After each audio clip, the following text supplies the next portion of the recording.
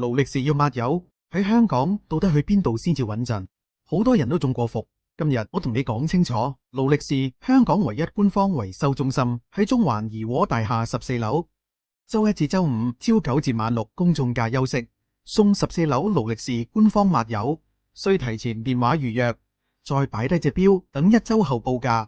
普通抹油6000蚊起，多功能款8至9千蚊，舊款或二手更加貴。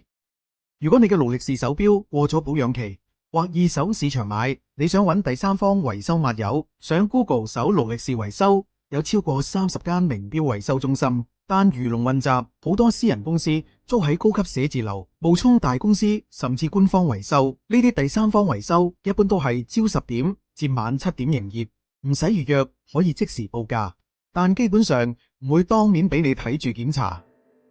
網上話抹油1000到5000蚊，嚟到實際收費分分鐘貴過官方。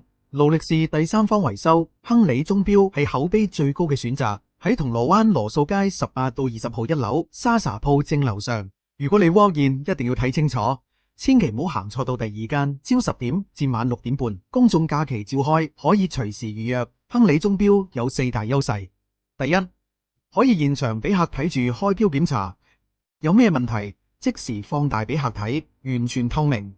第二，全部香港資深師傅，有幾十年勞力士工作經驗，有技術有質素。第三，完全按照原廠流程運作管理，採用原廠件，執行勞力士質量標準，收費實在，冇虛報，冇隱形收費。第四，有18個月保證，比其他同行多6個月。勞力士維修唔好只睇價格，要睇經驗、透明度、質量同埋保證。亨利鐘錶俾你最實在嘅選擇。